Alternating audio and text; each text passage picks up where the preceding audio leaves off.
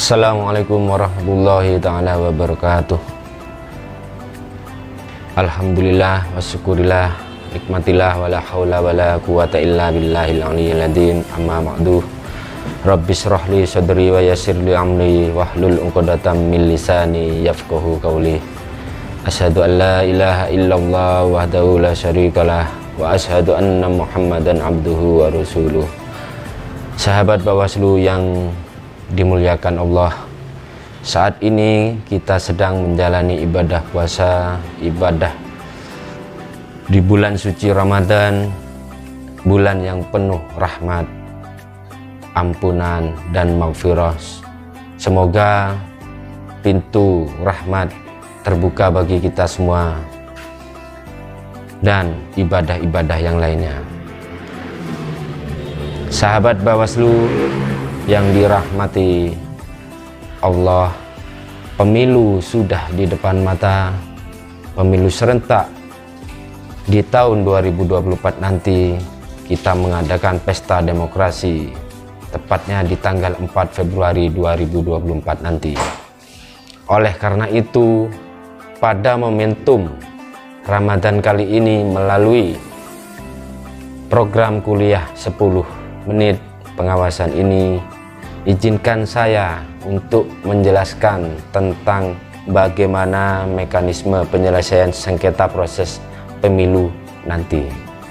Agar kenapa? Agar masyarakat nantinya bisa memahami, bisa merespon, bisa ikut serta partisipasi. Karena pemilu serentak nanti sangat berat, lebih berat daripada pemilu di tahun 2019 kemarin.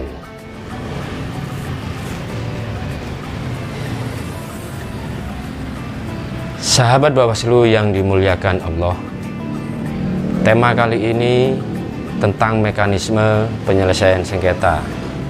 Sebelum itu, apa di sengketa itu? Artinya di sini sengketa pemilu itu apa, kok bisa menyelesaikan sengketa? Nah, sengketa di sini tentang perselisihan kedua belah pihak yang salah satunya merasa haknya dirugikan. Itu sengketa. Karena di dalam pemilu itu pasti ada peserta ataupun dari calon yang merasa haknya dirugikan. Nah, di sini ruang lingkup dari sengketa pemilu, sengketa proses pemilu. Yang pertama, sengketa peserta antar peserta, kemudian sengketa peserta dengan penyelenggara, dalam hal ini yaitu KPU. KPU RI, KPU provinsi, KPU kabupaten kota. Nah, di situ sudah jelas regulasinya terdapat di dalam pasal 466 Undang-Undang Nomor 7 Tahun 2017 serta pasal 3 Perbawaslu Nomor 18 Tahun 2017 kalau di dalam pemilu. Kalau di dalam pemilihan itu ada undang-undang sendiri yang mengatur, yaitu Undang-Undang Nomor 6 Tahun 2020.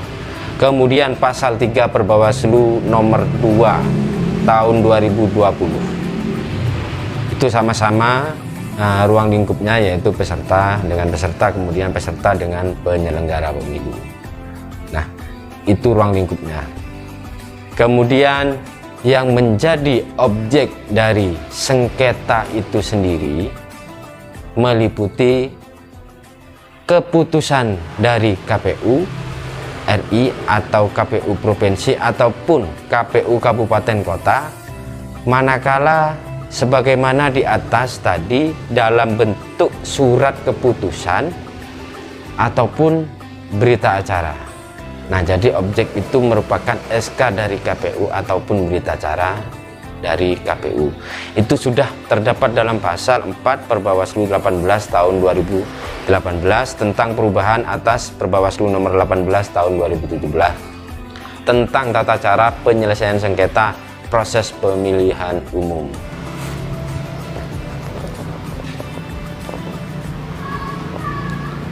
Sahabat Bawaslu yang dimuliakan Allah, sekarang bagaimana cara pengajuan permohonan penyelesaian sengketa pemilu? Ada dua pengajuan permohonan sengketa. Yang pertama di sini menyampaikan secara langsung ke loket penerimaan permohonan sengketa di Sekretariat Bawaslu, Bawaslu RI, Bawaslu Provinsi, Bawaslu Kabupaten Kota secara langsung. Yang kedua, secara tidak langsung, yaitu diajukan melalui laman atau website penyelesaian sengketa di situs resmi Bawaslu, Bawaslu RI, Bawaslu Provinsi, Bawaslu Kabupaten Kota dengan menggunakan Sistem Informasi Penyelesaian Sengketa atau disingkat dengan SIPS. Kemudian yang ketiga, permohonan disampaikan paling lama 3 hari sejak tanggal penetapan keputusan KPU itu atau berita acara itu dikeluarkan. Jadi dalam hal ini 3 hari kerja sejak tanggal penetapan keputusan ataupun berita acara dari KPU itu dikeluarkan. Siapa yang berhak mengajukan permohonan? Nah, di sini kami ingin menyampaikan kepada masyarakat terkait dengan pemohon. Kalau melihat dari pasal 7 ayat 1 dan ayat 2 Perbawaslu nomor 5 tahun 2019 tentang tata cara penyelesaian sengketa proses pemilihan umum. Yang pertama, partai politik calon peserta pemilu yang telah didaftarkan diri sebagai peserta pemilu di KPU. Yang kedua, partai politik peserta pemilu. Ketiga, bakal calon anggota DPR dan DPD yang telah mendaftarkan diri kepada KPU. Keempat, calon anggota DPR dan DPRD yang tercantum dalam daftar calon tetap. Kelima, bakal calon anggota DPD yang telah mendaftarkan diri kepada KPU. 6. Calon anggota DPD. 7. Bakal pasangan calon. Terakhir, pasangan calon. Itu yang berhak untuk mengajukan permohonan sengketa. Kemudian siapa yang termohon di sini? Ya, yang termohon dalam sengketa proses pemilu yang pertama yaitu penyelenggara tadi. Dalam hal ini KPU, KPU RI, KPU Provinsi, KPU Kabupaten Kota. Itu sudah tercantum dalam pasal 8 Perbawaslu nomor 18 tahun 2017 tentang tata cara penanganan sengketa proses pemilu. Sahabat Bawaslu yang dirahmati Allah, tadi sudah saya sampaikan mekanisme penyelesaian sengketa terkait dengan pengajuan permohonan yang telah ditetapkan 3 hari setelah ditetapkan surat keputusan dari KPU ataupun dari berita acara dari KPU. Sekarang saya ingin menjelaskan jangka waktu penyelesaian sengketa itu sendiri. Di sini sama, pemilu ataupun pemilihan itu sama-sama 12 hari. 12 hari sejak tanggal diterimanya permohonan, artinya setelah diregister oleh Bawaslu.